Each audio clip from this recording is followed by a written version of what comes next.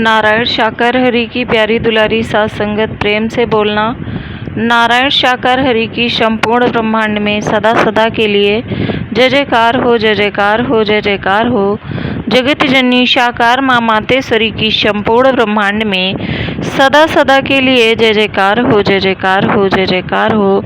नारायण शाकर हरि एवं जगत जननी शाकार माँ मातेश्वरी के पावन कमल श्री चरणों में हम सभी जीवात्माओं का कोटि कोटि नमन बंदन प्रणाम स्वीकार हो, स्वीकार हो, स्वीकार हो।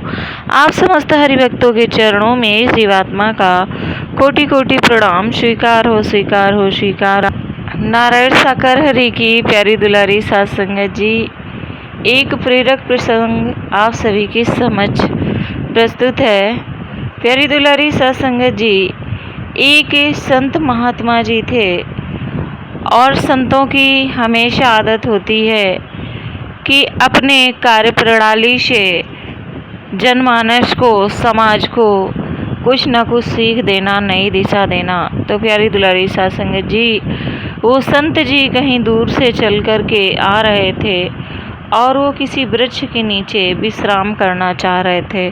तो संत जी जैसे ही एक वृक्ष के नीचे बैठने को हुए तो वहाँ पर जो भी मनुष्य थे वो उन्हें रोकने लगे। अरे अरे संत जी, यहाँ पर मत बैठिए।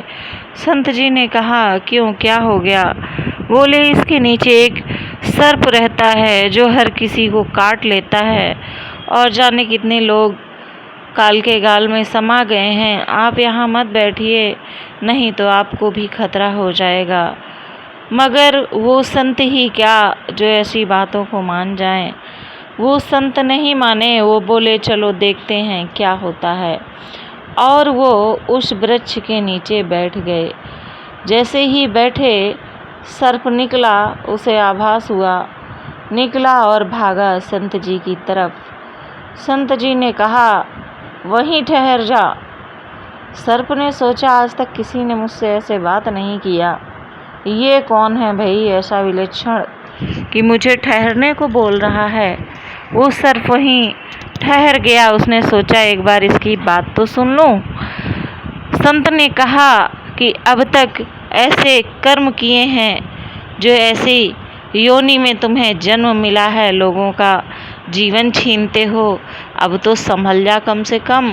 अब तो कुछ पुण्य कर्म कर ले जिससे आने वाले समय में तुझे मोक्ष की प्राप्ति हो सके।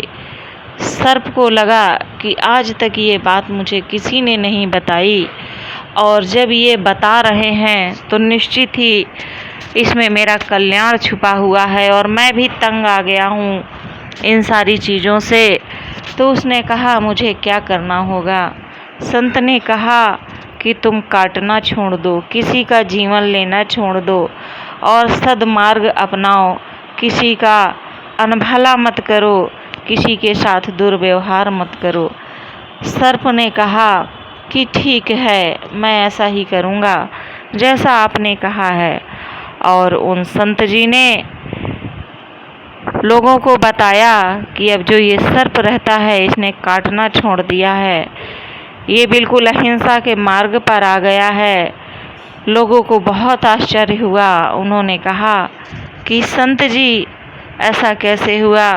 संत जी ने कहा, उसे तो समझना ही था क्योंकि वो मनुष्य नहीं है, वो एक जीव है, वो एक प्राणी है, इसलिए उसे समझना ही था।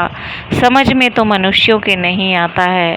खैर, संत जी ने सर्प से कहा कि मैं 4-5 दिनों के लिए इस जगह से जा रहा हूँ और तुम किसी को काटना नहीं, मेरी बात को गांठ बांध के रखना, किसी का अनभला मत करना। प्यारी दुलारी साथ संगत जी, वो सर्प बोला ठीक है। और संत जी जैसे ही गए वैसे ही गांव के लोगों ने सोचा कि चलो इसको चल कर के देखते हैं कि संत जी की बात कितनी सही है।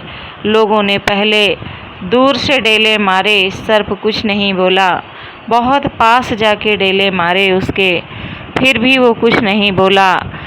इतनी सिधाई होने पर लोगों ने उसकी पूंछ में पैर रख के दबाया, वो फिर भी कुछ नहीं बोला। अब तो लोगों को बहुत आनंद आने लगा। बड़े तो बड़े, बच्चों को तो मानो खिलौना मिल गया हो। बच्चों ने पूंछ पकड़ के उसे लटकाना शुरू किया, उसे जोर जोर से झूले की तरह झुलाया, मगर वो कुछ नहीं बोला। उसको एक डाली से बांध दिया और उसको पकड़ के झूलते रहते, एक जाता दूसरा आता, एक जाता दूसरा आता।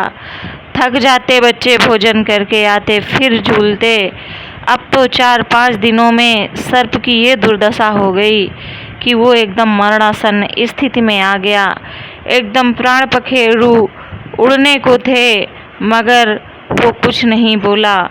4-5 दिनों के बाद में जब संत जी की वापसी हुई, उन्होंने खोजना शुरू किया कि मेरा शिष्य कहाँ चला गया। उन्होंने इधर उधर खोजा, कहीं नहीं दिखा।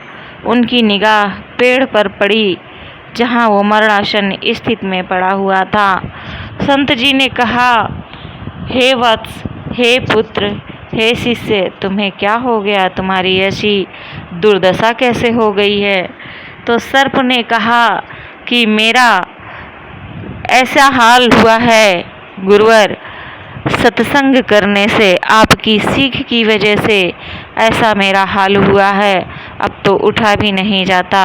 संत जी को बड़ा आश्चर्य हुआ। उन्होंने कहा, सत्संग करने से आपका ये हाल कैसे हो सकता है? ये कैसे हुआ? तब सर्प ने अपनी पूरी व्यथा बताई कि कैसे कैसे लोगों ने सताना शुरू कर दिया। तब संत जी बोले, अरे मूर्ख, इतना ज़्यादा सीधा बनने की क्या ज़रूरत है तुझे? मैंने किसी का अहित करने से, किसी को काटने से, किसी का अनभला करने से तुम्हें मना किया था। अगर तुम एक फुफकार मारते तो वो तुम्हारे नज़दीक नहीं आते, तुम्हारी ऐसी दुर्दशा नहीं होती। तो प्यारी दुलारी साध संगत जी, हमें सत्संग करना है, हमें सत्य के मार्ग पर चलना है, नारायण शाकर हरि के बताए हुए मार्ग पर चलना है, मगर अपनी आत्मरक्षा हमें खुद ही करनी है।